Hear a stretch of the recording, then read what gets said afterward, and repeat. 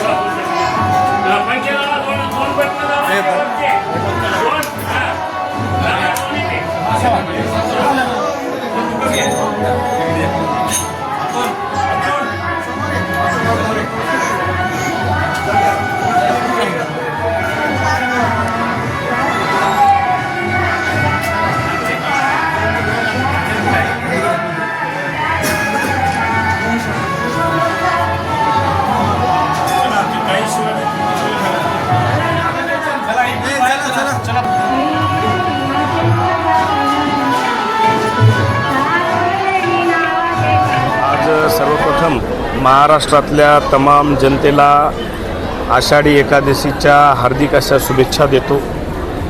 दरवर्षी मोठ्या उत्साहामध्ये हा आषाढीचा सण आपण सर्वजण महाराष्ट्रामध्ये साजरा करतो।